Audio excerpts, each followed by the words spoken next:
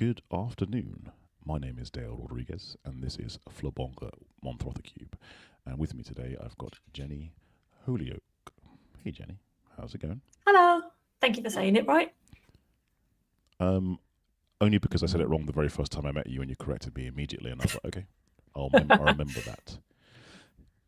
Because I'm guessing you often get Holyoake. I get Hollyoakes. The best one I saw was Holy Cake. I think someone didn't quite draw the O properly, so it came out as Holy Cake, which was quite a good one. That is fantastic. That's fantastic. First and foremost, thank you for joining me this afternoon. Thank you. I know you're a busy person doing busy things and that. My first very important question that I think my adoring fans, I say adoring fans, all three of them want to know is, why does some Jennifers spell their name with an IE and some with a Y? Because some of us are right and some of us aren't. Oh. Starting beef with the other gens. Yeah, I don't know. Yeah, mine was always IE. It was like, I was christened Jennifer, but like whenever I was taught to write my name, I was taught IE. So I never really gave it a lot of thought. Okay. And then I see Jennie with a Y and I see people write my name with a Y and it's like, that's not me. It's really weird, this kind of connection I've got to those two little letters. Yeah. Does anyone ever call you Jennifer? Only when I'm in trouble. Not very often, thankfully. Standard. I actually refused to answer to Jennifer when I was at school. I would point blank ignore people. Pourquoi? Why? I didn't like it. Because didn't like it? Don't know why. Just didn't gel with it. All right. Can I ask you some silly questions first? Yes, please do. I'd rather have silly questions. Now, I've already asked you the biscuit question before, right? I don't know. No? Ask me the biscuit question. Let's do it. I might have asked you before.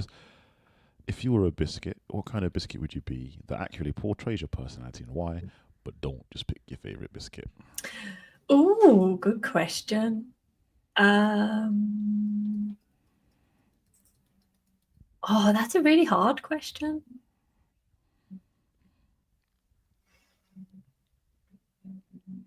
It's okay. Take your time. Oh, this you know what? You don't have to answer, by the way. It's cool. Okay. I initially went for hobnob because they're just hobnobs. Because they're tough. You can do anything to a hobnob, but everybody likes them. They can have a good dunk and like not fall to pieces. Although I do fall to pieces on a regular basis, so maybe that's not like so accurate. Okay. Hobnob, because they're a tough biscuit and you're kind of a tough biscuit. I like it. Yeah. I like it. Next question. Where do you get your earrings from? Because they're amazing. All sorts. These ones are from Camden. I do love these ones. Okay. I've got several pairs of lightning bolt ones that were Amazon, I think. I've got lots of weird earrings. I like big earrings. My sister buys me a lot as well. Hi, Faye. I'm aware. She's always buying me earrings. Yeah, they're kind of part of your brand. Like every time I see some of your pictures or posts on LinkedIn, I'm like, you've got some amazing earrings. I do. It's to make up for the lack of hair. That and the red hair. Well, do you know what? When I had my hair long, when you've got long hair, it kind of frames you a little bit. And then when I had all my hair cut off, I was like, I need something here. So it became earrings instead. Okay. LinkedIn user, you're such a hobnob. I think I know who that LinkedIn user is. This might be a problem with StreamYard. It might not be them or their private settings, but is that Matt perhaps? Probably. Matt, if that's you, if you could identify yourself, you'd be like, yeah, it's me, Matt, then that would be much appreciated. Just so you know, Jennie told me that she was concerned that Matt might ask silly questions. I want to encourage silly questions. Matt, if you want to ask questions and have Jennie put on the spot, that would be right. How do you guys know each other, by the way? Matt. Oh, we live together. You live together? Yeah. Okay. Yeah, we are. So presumably that means you like each other, partners. Right? Yeah, well, we were talking about this the other day. We went to an event at the weekend and people were like, are you two a couple? We're like, yeah. We're like, how weird would it be if you walked into a networking thing? We're like, yeah, we're lovers. It's just one of those phrases you don't hear anymore, isn't it? Also, yeah, right. It's a thing you wouldn't normally broadcast initially. And that shouldn't be your defining characteristic at a networking event. And I feel daft, like I'm a 43-year-old woman saying, "Oh yeah, I've got a boyfriend," but like, just to be clear, yeah, it's me, and hell yeah. I assume that's how he says it. I could be wrong, but like, that's pretty accurate. Yeah. Yeah. All right, I need to ask you some serious questions. Okay. This is LinkedIn. It's a serious business podcast with two serious business people. So yeah. All right, first question. Serious face. To you, your opinion, what makes bookkeeping interesting? Ooh, to me, it's the people and the stories. So I am nosy, and I like to get all in other people's business, and bookkeeping lets me do that. So I've got clients who do all sorts of things, from like tradies to designers, photographers.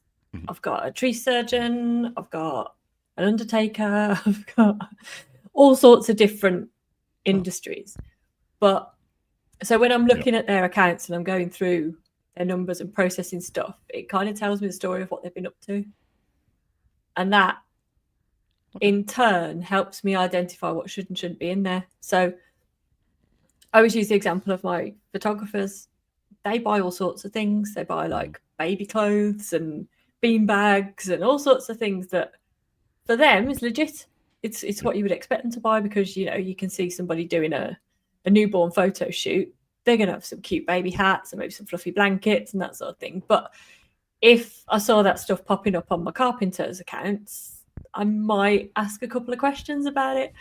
So I think that storytelling part of it kind of makes it more interesting for me. A couple of my clients live in the area I grew up in, so I see receipts for shops and petrol stations and things, and I know exactly where they've gone. I can see the place, which is quite cool. Okay. But also so borderline stalking. Yeah, borderline stalking. And the people's really cool. I've got really cool clients, and I like the conversations we have. Like some of my clients I've been working with for I've been in business nearly 10 years, and I've been working with some of my clients for 7-8 years. And they know everything. They know my lives. I know their lives. I know the kids' names. I know the partners' names, that sort of thing. And it's really cool when the conversations aren't just about work all the time. No, I'm with you on that one. One of your favourite clients has popped into the chat, by the way, because you missed out apparently this particular demographic of client that you work for, represent. Disorganised financial planners. Yes, that's one I of wonder those. who that could be. Wonder. Thanks, Matt. Matt, thank you for commenting, by the way. It helps with views, and it helps with the conversation, by the way. So if you've got any more funny questions or things you want to put on the spot with Jenny, that'll be fun for me, probably less fun for her. But then I guess you've got to deal with the aftermath if you live together, so maybe keep it simple. Yeah, he's got to deal with what happens if I'm not happy. Would you like a random silly question or a random business-based question? I don't mind. Go for it. Let's do it. Okay, so I noticed on your profile you are CIMA qualified, I am. CIMA, right? And that's a different type of accounting qualification. For people who don't know, there's lots of different types and governing bodies. Correct me if I'm wrong. CIMA tends to be for people in accounting who work in industry, potentially large corporates. Yeah. If that's true, thank you. So why not full-on accountancy for big corporates? Why bookkeeping? Because for people who don't know, could you maybe explain the difference between a bookkeeper and an accountant? Yeah. That'd be a good one. And then why you've chosen to be a bookkeeper. Okay, so please. Bookkeepers tend to do the bottom-up stuff. We take all the transactional data, all the bits of paper, all the invoices, all the bank statements, all the bank transactions, and we pull that all together into something usable and useful that the accountants then can then look into and do all their fancy stuff on top. There's a lot of grey lines, grey areas over where it overlaps. So some bookkeepers like me can go up and do the full set of accounts. I mean, I don't, because tax is boring. But and then some accountants have bookkeeping practices. Some will do VAT and some bookkeepers won't. Some will do payroll and some people won't. So So there are some grey areas, but it tends to be. So your response to payroll was golden payroll. No. It's one of those things that all right. Let's be honest. It's quite technical, and it's the one thing that you can't get wrong. Yeah, definitely can't get it wrong. When I first started out, someone was like, "Oh, you can't do bookkeeping without payroll." So I did. Like, there was a Groupon diploma in payroll, and I was like, "I'll just do this," and I did it, and I was like, "Yeah, I just don't want to do this. Not for you." No. So yeah, I don't do payroll. I outsource my payroll, and everybody who I do payroll for knows that. So bookkeepers tend to start from the recording side upwards, and accountants tend to go from the finished accounts and go back and just pull out the bits and pieces, apply all the clever tax rules, and submit the stuff to HMRC. So I didn't intend to ever become an accountant. It was not a calling. I didn't wake up one day when I was 6 years old and go, "Mummy, I want to be an accountant." I actually wanted to be a marine biologist at one point. I wanted to be there with like the dolphins and stuff, but I am just terrified of the ocean and open water, so that's not a great one. No, that's a definite, like, you have to like the sea to be a marine biologist. And I also wanted to be a surgeon. You can't be going down like a submarine. No. Okay, surgeon.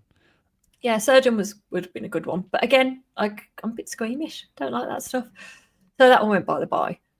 And I started on a degree in English and history. I wasn't going to do a degree at all. I kind of applied because that's what you do when you've done A-levels, go and do degree. And then I applied, didn't get in where I wanted, decided to do a gap year. And as soon as I got the job, I saw the students coming in. I was like, definitely want to be a student. So applied for English and history, changed that to English and art, and dropped out after a year because I wasn't doing it for like any particular reason. Yeah. It was to get a degree. There was no end goal. Sorry, there's a slight delay in the comments. Land dolphins are rare. Land dolphins are rare here, to be fair. Also, a comment from Mark Howison. Fit like loving the hair and colour flags in the background. Yeah, I got my bunting. It's not my bunting. It's bunting. Yes. So I dropped out of uni and went, I need to get a job. So all the recruitment agencies were like, "Oh, you've got an A-level in maths. We'll put you into accounts." So I was like, "All right, fine." Turns out I was quite good at it. Then I got a job where they were like, "Do you want to do some exams?" I was like, "Yeah, all right then." So they stuck me on an AAT course, and I did AAT up to level 4. So that was 3 years. And then I moved jobs and thought, well, I might as well carry on with this studying thing if work will pay for it.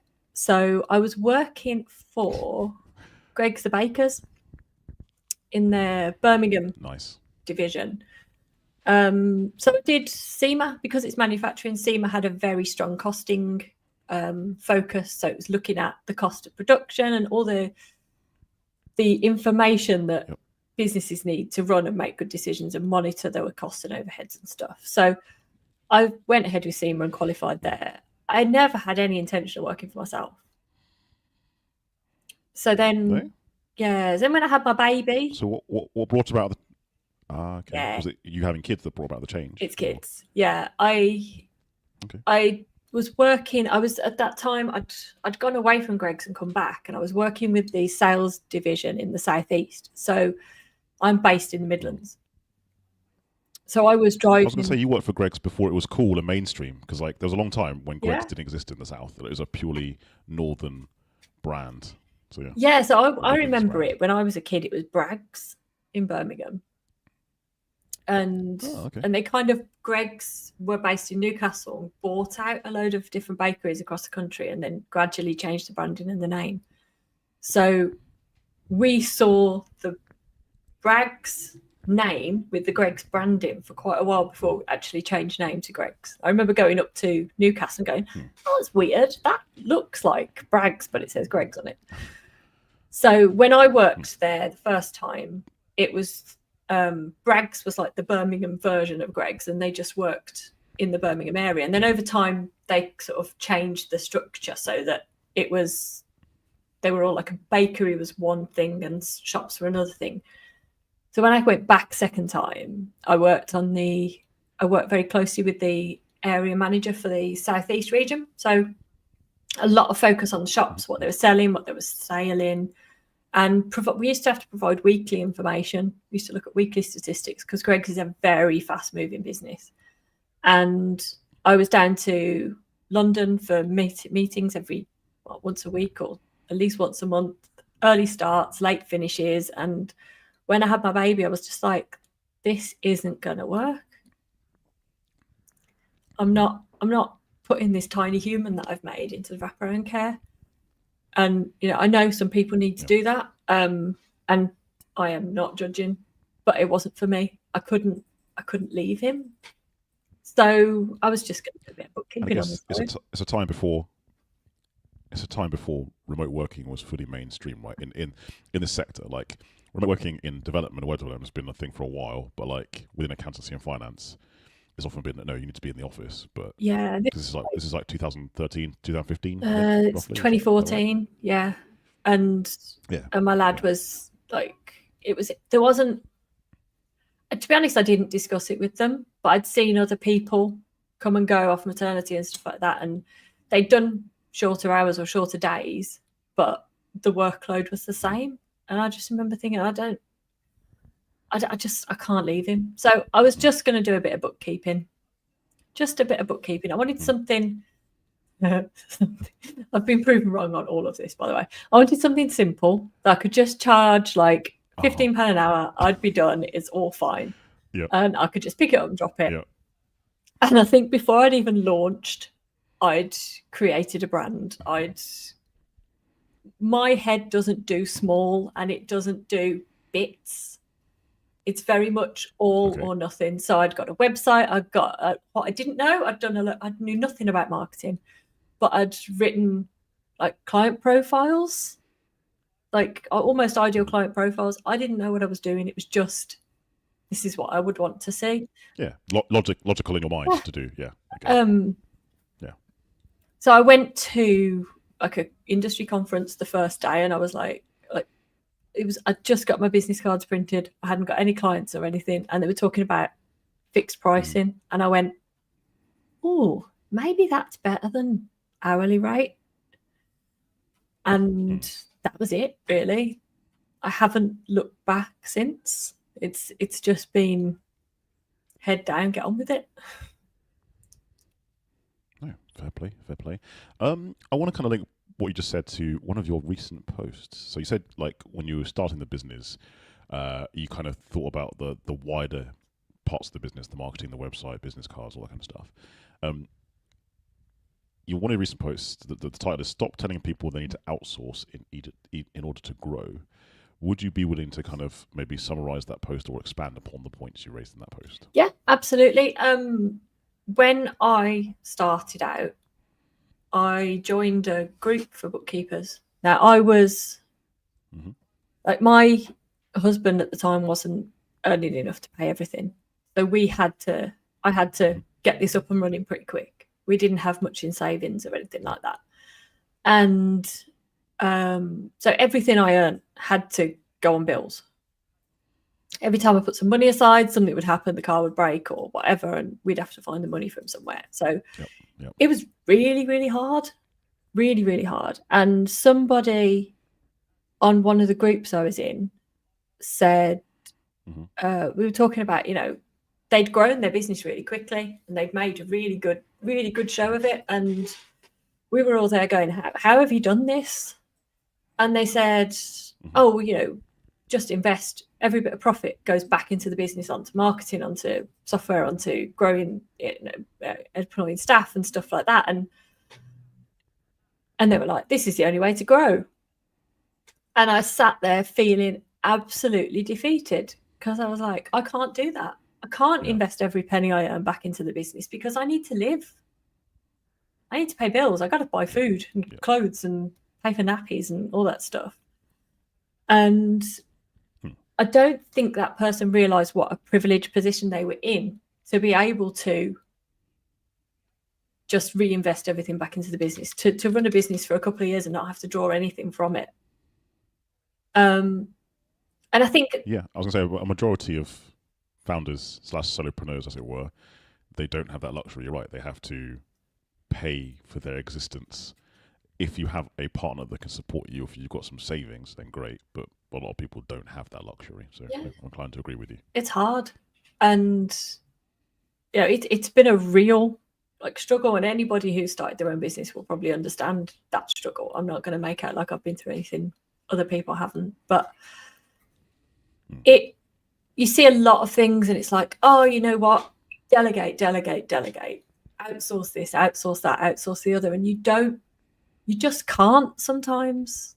Sometimes you just can't. Sometimes it's a case of just learning, or what I've found really useful in the past is the sort of one-offs where you can just I just want an hour of someone's time just to ask all my questions. I'm quite savvy. I'm quite switched on. I can figure things out myself. But sometimes I just need someone to demystify a little bit of it for me. So I think there always has to be another option. And I think especially anyone providing B2B services, something I've come to realise recently is you need almost lead a low ticket offer for people who can't afford you on an ongoing basis, but just need a little bit of help. And I think there's a lot of people out there who could just do with an hour, just do with a little bit of guidance on something. So that's kind of what I was talking about, because I've been there. I've been at that point where there's just no spare profit. And the idea of committing to having somebody else working in your business the whole time is really difficult. It's also quite scary because, as you know, I've tried starting my own business, and I did get to a point where I could have broken even, or I could have expanded the business. But the idea of actually hiring someone full time as well, or even part time, and being responsible, like, it's one thing getting business in and feeding yourself. It's one thing getting business in and making profit. It's another thing feeding yourself profit and then making sure you get enough business to make sure that person is kept employed. That's a very scary but responsible position to be in. It's proper grown-up stuff as well. So I can get that. It's like, and the thing is, Matt's go on. Has he asked another question? So go on. I think he has asked a question, and I think there's a slight delay between you and me, but that's okay. So, Mr. Lyons, question for Dale: where did the name for the podcast come from, and what tech do you use for the live stream? And for Jenny, where do you see your business in 3 years? Should we do that? My questions first, then you after. So, the name of the show, Matt, came from a guy called Nick Smethurst. He's a guy, Mancunian guy, and when I started doing these live streams, it was just kind of like during lockdown, like literally just for fun. There was no business stuff. It's just me chatting to people. We talk about comics and stuff like that. I went, I'm going to brand this. What should I call it? And off the top of his head, he just went, Flabonga Monfroth the Cube. And I went, the hell does that mean? And he was like, don't know, mate, just made it up. And I was like, cool, that kind of works. So we kept it. Because I asked him, how do you spell it? I was like, I don't know, I've just made it up. So completely made up. I use StreamYard for these live streams. They recently put their prices up, which is kind of annoying. It's like 30 quid a month. But you get loads of stuff with it, so it's pretty good. And then Jenny, it's your turn. Now you've had a time to think. He knows I hate answering these questions. Oh, I can tell. They're annoying questions. Where do I see my business in 3 years? I don't know. Hopefully further on than it is now. Probably with more staff. I've got one member of staff at the moment, Sue. She's over there wearing weirdly identical hoodie because it's branded, and she's like properly on brand. And she's wonderfully flexible. She has been from the beginning. She's been a friend for a long time. So when I started needing some help, she was happy to sort of dip in and out. But once I've maxed her out, I think there's going to need to be somebody else. And switching my offering from predominantly bookkeeping, looking to more management accounts, management information stuff as well. Okay. Before we go on to management accounts, I need to ask you some silly questions. Go for it. For example, behind you, to your right, I think it is, unless you're mirrored. Yeah. Stuff on the shelf. What's happening on the shelf? What are these? These mugs, these awards. Is that a giraffe, a horse? What is this? Right, there's no awards. They're just all the branding mugs that people have given me over the time. So I've got a couple from Zero. Is that a Zero mug? Yeah, I've got a Zero mug. I've got a Yep. I think I was like accountancy manager. Yeah, my accountancy manager role. Nice. World's best bookkeeper, obviously. I've got this one's my favourite. Your own branded mugs, very nice, very nice. What does it say? You're from Joe and Lexi. That's my babies. I love that they recognise my brand. They recognise that I work for myself and I've got my own company and stuff like that. And they're proud of that, which is really cool. Which one's your favourite? A child? Yeah. I couldn't possibly say. They'll probably hear this at some point and they'll kill me. So the best answer I've had, and I think it's the most honest answer from others, because some people genuinely just say one child. I'm like, ouch. The best one I've heard is the one that least pisses me off that day. Now, do you know what which I think is a fair answer. When I have my little boy, like I say, is the reason I started my business. And then a year later, his sister came along, and I just remember thinking, like, she's never going to live up to it. I'm never going to feel this way about another child because he's brilliant. He's everything. And then she came along and she's so different. She's just brilliant in a totally different way. So, yeah, they're both awesome. I can't pick. And that one. I know. I was just trying to put you on the spot. Yeah. This is a really random thing to talk about. Right. This is called Popper Horse. He's from he's actually from IKEA, like many, many years ago. And he's like got little symbols on him. And my dad had some glasses like this. My dad's also a management accountant. So my kids named it Popper Horse. We used to say it was my dad, and then the kids came along and they decided they call my dad Popper. So he's now Popper Horse. Oh, yeah, that's nice. Quite cool. But because he's nice. kind of accountant, he lives in my office now. Can I ask you a dumb question? Yes. Like super duper dumb. Go like for next it. level dumbness. What are management accounts? Management accounts are this thing that I really want to find another name for, but can't. And yeah, like I do know what they are, but I'm asking people who don't know what they are. Like, yeah, they're kind of widely misunderstood, I think. So if you're looking for finance, someone's trying to buy your business, something like that, they'll ask for management accounts. What they want to see usually is a profit and loss, a balance sheet, maybe a cash flow statement. This is all stuff that if you're using accounting software, you can push a button and there it is. But my background is providing management information to big corporates. So if you talk management accounts in a big corporate, you get something totally different. They don't want to see just a profit and loss. They might want to see divisional information just for their region, just for their area. I used to work with a cleaning company where they each had sites to look after. It wasn't split by region or anything like that. Each manager had a set of sites. So we used to work on budgets for each site, and every month we'd look at actuals versus budget. We'd be looking at labour costs in particular because it was a cleaning company. At Greg's, we'd be looking at stales, which was always a big issue, or if we were on the bakery side, we'd be looking at ingredient wastage.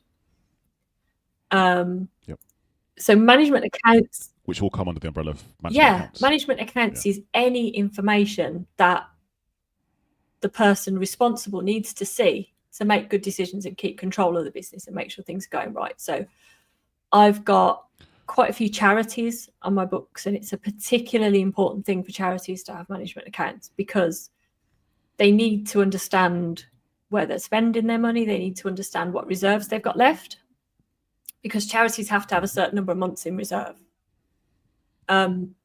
Plus, if a lot of funders, especially if they're chunky grants, are going to want to know where you spent the money. They'll specify what project it's going to be used for. And then charities have to go, okay, we've spent this money on this much, this money on this much, this money, this much. This is how we've used up the funding. So charities in particular need a lot of management accounts. But lots of other businesses do as well. And there's a lot of power in information, and there's a lot of information in accounts, and people are not using the power they have in the accounts they're paying for. I am inclined to agree, and you said that way better than I ever could. Thank you for explaining. Thank you. No, honestly, like, because I think more businesses could do with management accounts, even at a basic level, and they don't. I still see some accounting practices that don't offer it as a service. I'm like, wow, you're doing your clients dirty by not doing it. Especially as you said, like, sorry, I'm messing with my microphone because the sun is shining on the camera. There we go. No, it's an important thing to have. Would you like a silly question or a serious question next? Serious. Why not? What is a journal? Why do accountants and bookkeepers love journals so much? Can you dumb it down for me? They're always talking about journaling over here, journaling over that. We'll fix it in the journals. Always these journals. What are they about? Why do you love them so much? A journal's a fake transaction, basically. It's just pretend. But like, can you dumb it down for me? Okay, so most transactions in your accounts will come from invoices, bills, or bank payments, or a combination of all of those.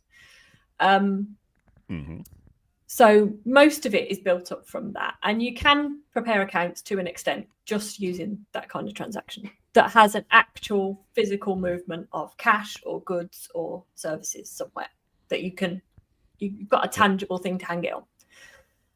Then there's other stuff that we then have to start to mess with to meet accounting rules. So one of the biggest accounting rules is matching. Like depreciation. Yeah, depreciation is one of those things. So one of the biggest accounting rules is matching, which means that the income and expenditure need to be matched to the right month and the right period in your accounts.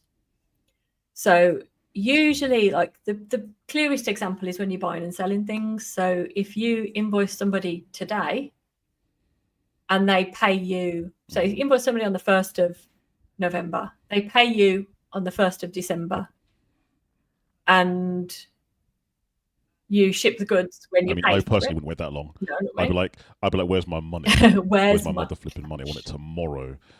None of that 60-day, 30-day terms. Where my money? You've clearly never dealt with Tesco then.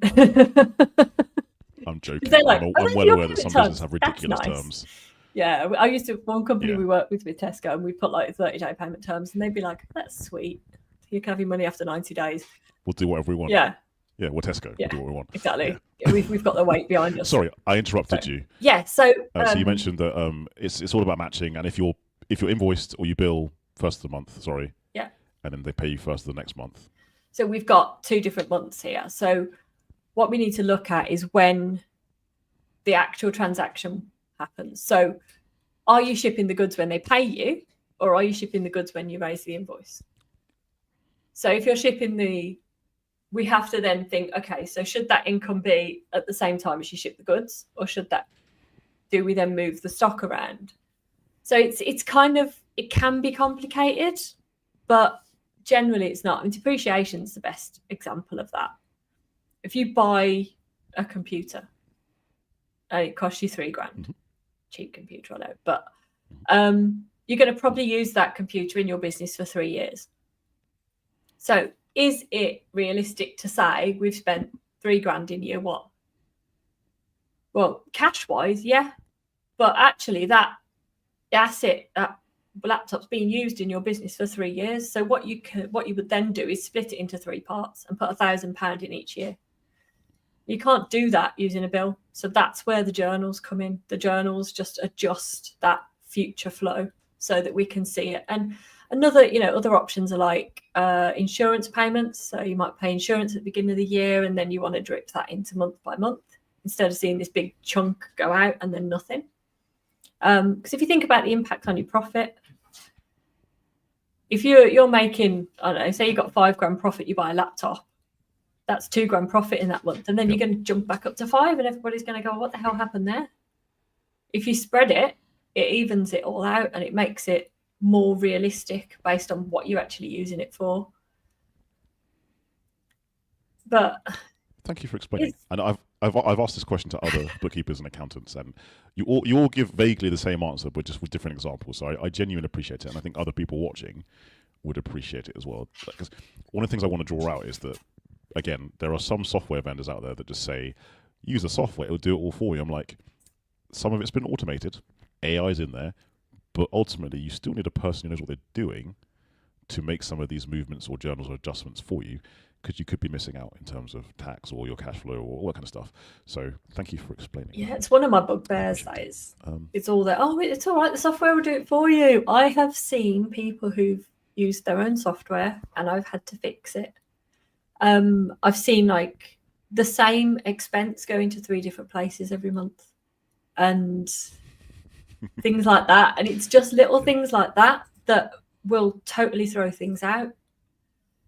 And somebody who knows what they're doing understands that, you know, if I was going to give anybody a tip on what to do, how to make their bookkeeping better quality, is to do the same thing with the same thing every time. Be consistent. So if you're not sure, check what you did with it the month before and repeat that. Even if you're doing it wrong 12 times, it's better than doing it wrong 12 times, doing it right 3 times, doing it wrong in one way 3 times, doing it wrong in one way 2 times, do it. Because then it's so much mess to try and sort out. Whereas at the end of the year, your accountant's going to look at it and go, okay, so they've put everything for that into this place and it should be over there. It's much easier to fix. They can move it in one go. Yeah. Yeah, that makes sense. Okay. Time for a silly question. Okay. You ready? Yeah. Bugs Bunny, Popeye, or SpongeBob? Snog, marry, kill. Oh.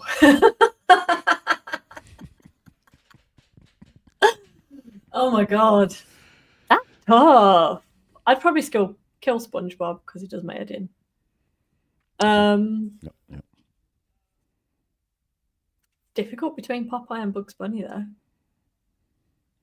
Well, you gotta kiss one of them or marry one of them.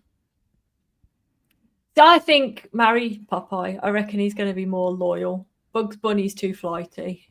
He'd be all over the place. So snog Bugs Bunny and then kick him off. Marry Popeye. Cool. And he's all into the healthy diet That's and the first stuff, time I've isn't had he? that combination of answer.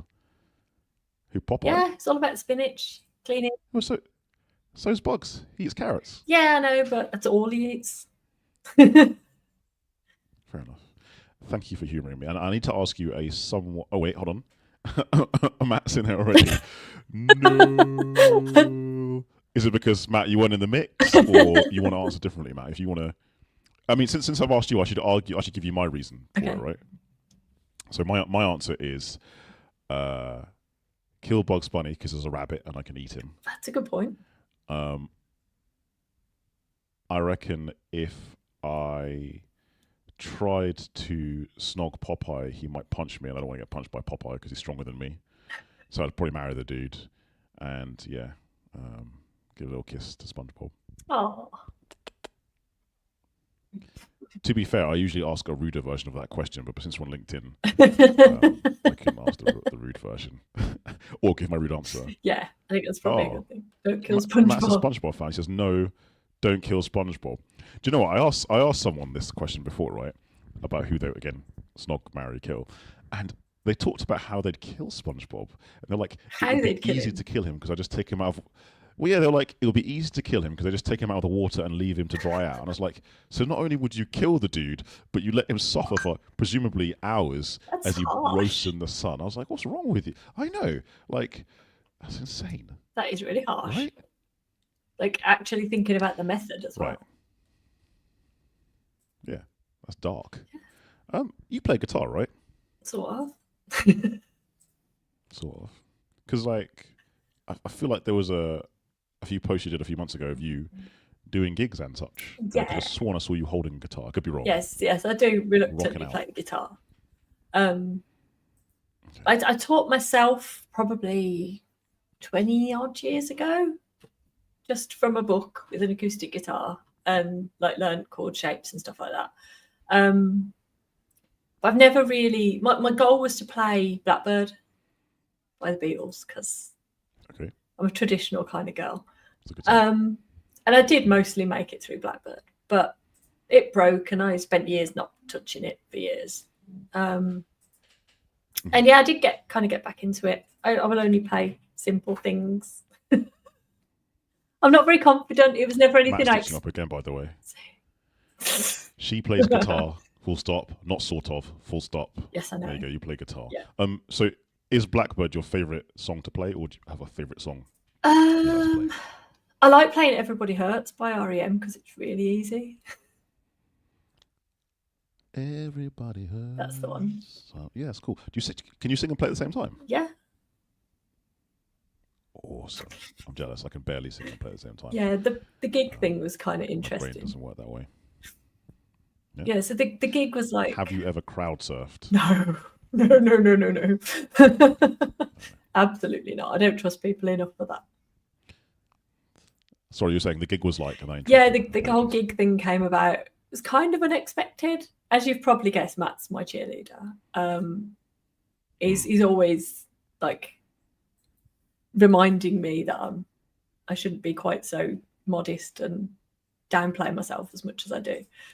And we were... I'm inclined to agree, by the way. It's probably true. We were at a wedding and the band were having an awesome time. They had wireless mics. They were in the crowd and everything. I was like, that looks like fun. I'd love to do that one day. It's just one of those things that I've always loved the idea of, but would never actually do. Matt plays guitar a lot better than me. And he was like, you could do that. I was like, nah, are you joking, ain't you? He was like, no. It's like, I don't sing that well. He's like, you sing as well as her. I'm like, nah, whatever. So a competition came up and Matt was like, we've entered a band. I was like, have we now? He said, you said you always wanted to do it. Let's do it. I go, okay. So yeah, we did that. And there was one song I think that I played on. I think I played Live Forever because it's Oasis. You know, it's not that difficult. And it went all right. We came second. It was quite fun. So congrats. Like a year or so later, there was a second competition. So we did that. I played on 2 songs that time. Long Tall Sally because like 3 chords. And Don't Look Back in Anger because again, Oasis. Also a banger, let's be honest. Yeah.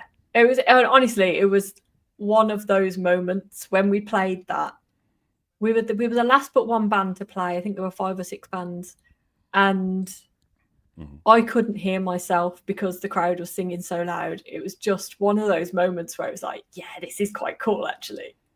I feel like a rock star now. I mean, it's an absolute banger. And I think you're right. When you pick songs like that and you have a good audience, then they just make it, like, you don't have to be amazing. You just make it work, don't they? Yeah, it was a lot of fun. Yeah. So then we got invited to support one of the other bands at the competition. So we had our first proper gig a few months back. And again, it was really, really cool. If I start singing a few lines, will you sing with me? No. No? I don't know. Also, there's a slight delay, so I'll probably start singing and then it probably would go out of sync and it'll be quite funny. I am. Also, I'll probably start it really low as well. Yeah, I won't be in your key, definitely not. I'm a very weird contradiction in as much as I've sit here, I've got bright red hair.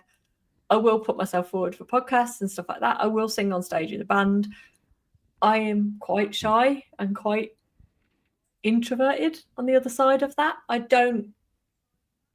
not the kind of person who walk into a room and go, it's me. I just kind of sidle up, find the tea and coffee and wait for someone to talk to me. But believe it or not, I am the same. There's a different hat you put on when you're doing those sorts of things. It's almost like I'm a different person when I do those sorts of things. Yeah, I can relate. All right, back to business, because we didn't get through the bookkeeping question. So you've explained management accounts. Thank you. You've explained what a journal is and why accountants and bookkeepers love them so much. What's the one tip you'd give to someone new to bookkeeping? To bookkeeping as a business or a business person doing their own bookkeeping? The former. To bookkeeping business. I would say automate, systemize as much as you can from the beginning. That's probably where I fell down a little bit, is that I was a bit slow to adopt new things. When I started using OCR data processing software, it changed my business. We don't need to rely on tappy, typing in numbers and invoices and receipts. We've got software that can do that for us. I'm going to be looking into some software in the next few weeks that does bank recs for me, that will reconcile match transactions and things like that, and get processes documented and nailed down, because that's a pain in the backside to do when you've been doing them for a while, because then as soon as you're ready to scale, everything's in place to do it. That's good advice. Thank you. What advice would you give to someone, maybe a younger person who's just starting their career or studying with regards to bookkeeping? Oh, good question. I think a lot of it is, it's about logic and about consistency. I mean, the first thing I would say is don't get hung up on debits and credits. Like, I still have to think like really hard about whether I'm doing a debit or a credit. That stuff is important when you're doing your exams. It doesn't really feature after that, because 9 times out of 10 you're using software and you can look at what's already there and work it out. I think there's just a lot of rules. You just have to get your head down and learn it all. And after a while, it becomes second nature, but don't be afraid to Google stuff. Like, the answers are out there. Google is my best friend. God, yeah. Google is my best friend. And I learned so much. People sometimes ask me stuff and they think I know it. I'm like, no, I just Googled it. Yeah. Oh, no, that's absolutely true. Yes, I absolutely knew that. Yeah, it's just when you've got to make sure you source, careful of your sources. But yeah, I think the other thing is peer networking. And this doesn't matter what industry you're in, what job you're doing, peer networking is the way to go.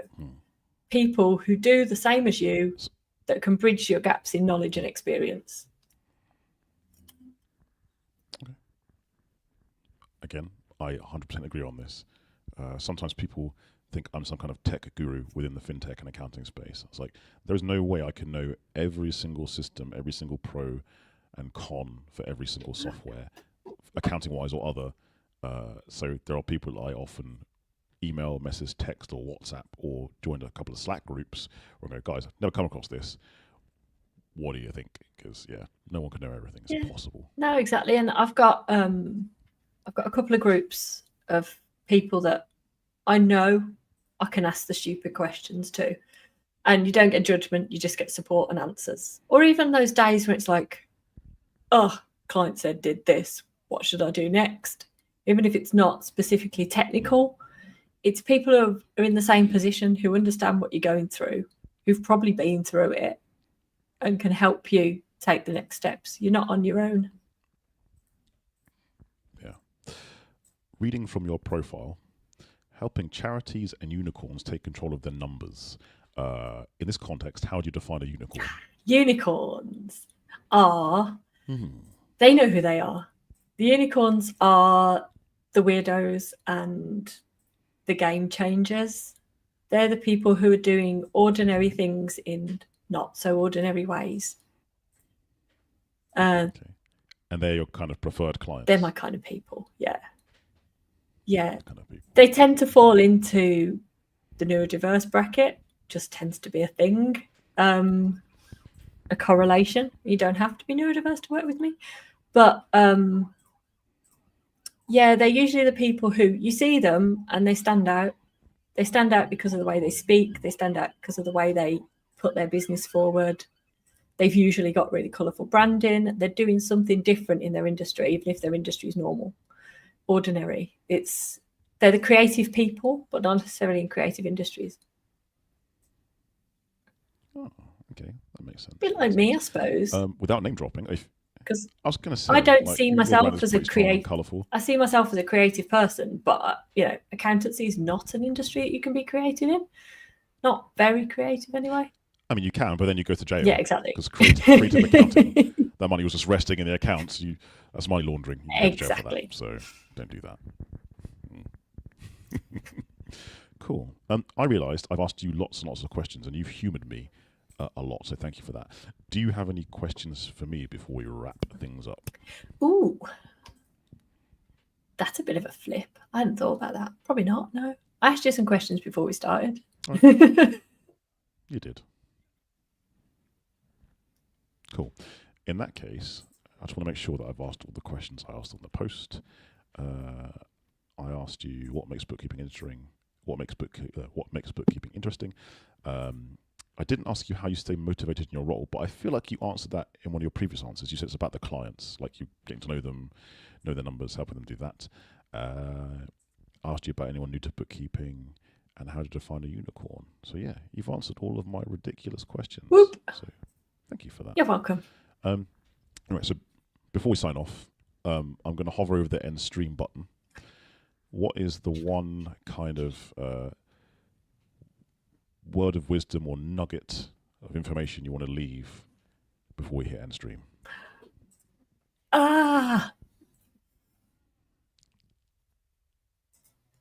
Just keep trying. Don't stop. Whatever it is, whatever crap comes your way, just keep going. That's kind of what I've had to deal with over the last few years. There's been lots of stuff coming and going, and just keep going, keep doing what you do, and it'll work out. Awesome.